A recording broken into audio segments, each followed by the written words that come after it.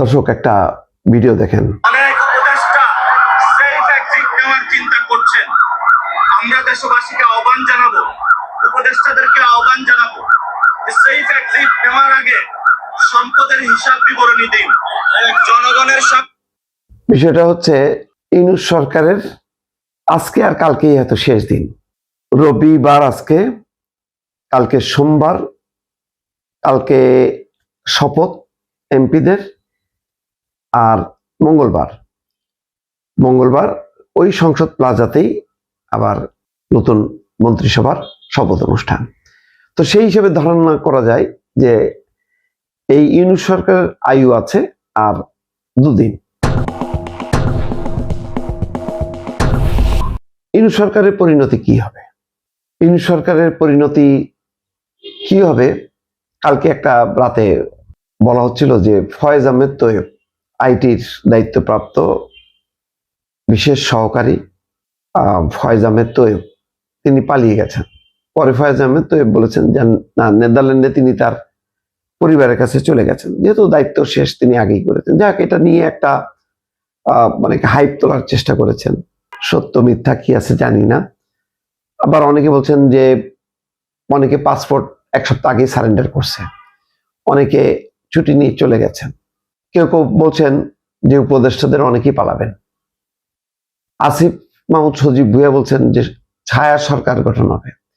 তো আসিফ মাহমুদ সজীব ভুঁইয়া এখন এনসিপির নেতা হইল, মুখপাত্র হইল, তিনি কিন্তু এই উপদেষ্টা পরিষদেরই একটা অংশ। মাত্র কয়েকদিন আগে তিনি পদত্যাগ করেছেন, তিনি আর মাহফুজ আলম, যখন নাকি নির্বাচনী তফসিল যেদিন ঘোষণা করা হয় সেদিন। আসিফ মাহমুদ সজীব ভুঁইয়ার কি হবে?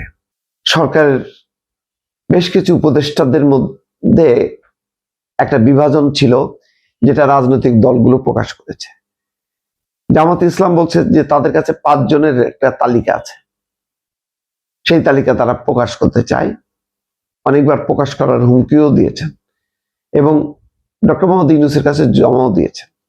আবার বিএনপিও বলেছে যে উপদেষ্টাদের মধ্যে কারা কারা জামাতের, সেই তালিকাও তাদের কাছে আছে এবং ডক্টর মোহাম্মদ ইউনূসের কার্যালয়ের আশেপাশে কারা আছে সেই তালিকাও তাদের কাছে আছে।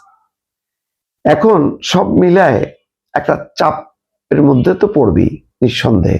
বিএনপির পক্ষে যারা ছিল, যেটা জামাত ইসলাম বলছিল 4-5 জন, তারা কি স্বস্তিতে থাকবেন নাকি তারাও দৌড়ের উপর থাকবেন?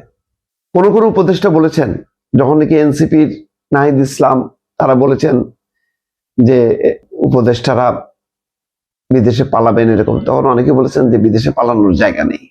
সেটা যোগাযোগ উপদেষ্টা, জ্বালানি উপদেষ্টা ফাউজুল কবির খান বলেছেন আমার কোথাও জায়গা নেই।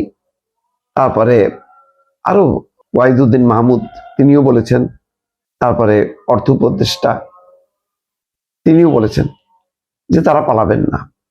সবাই বলেননি একযোগে। তাহলে কি এমন হবে যে বিএনপি যাদেরকে বলছিল যে যারা জামাতের সাথে সংশ্লিষ্টতা আছে তারা কি পালাবেন? মানে উপদেষ্টাদের মধ্যে একটা অংশ পালাবেন আর একটা অংশ থাকবেন, নাকি সব উপদেষ্টা চলে যাবেন, নাকি সব উপদেষ্টা থাকবেন? বিএনপির অ্যাটিটিউড কি হবে, বা ডক্টর মোহাম্মদ ইউনূসের পজিশনটা কি হবে? অনেকে বলেন যে ডক্টর মোহাম্মদ ইউনূসও নাকি চলে যাবেন, দায়িত্ব হস্তান্তর করে চলে যাবেন। কোথায় যাবেন তিনি?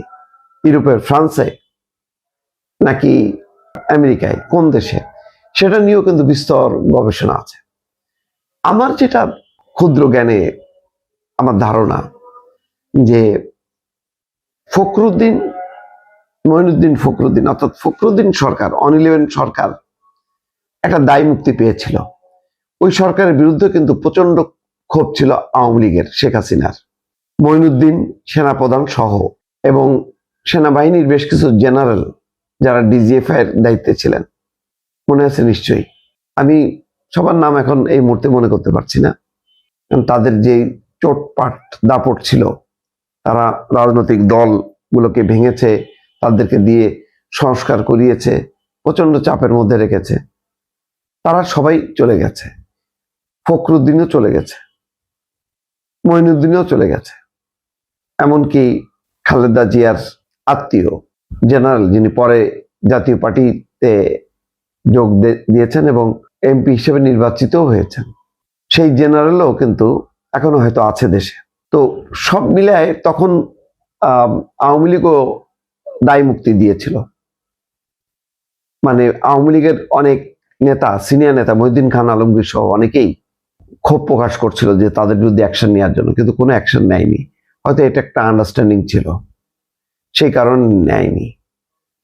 এখন প্রশ্ন হলো যে বর্তমান ইউনূস সরকারের ব্যাপারে শুরু থেকেই কিন্তু বিএনপি অনেক রকম তাদের অসন্তোষ ছিল। অসন্তোষ থাকা সত্ত্বেও জামাত যেভাবে অসন্তোষ প্রকাশ করে আন্দোলন করেছে, আবার বৈঠকও করেছে, কিন্তু সব মিলে কিন্তু একটা সাপোর্টই ছিল। আর ইউনূস, ডক্টর মোহাম্মদ ইউনূস খুব চমৎকার বিরুদ্ধে, তার বিরুদ্ধে মানে ক্ষোভ বিক্ষোভ থাকলেও তিনি সুন্দরভাবে আবার জামাতকে, বিএনপিকে, এনসিপিকে ম্যানেজ করে থেকেছেন।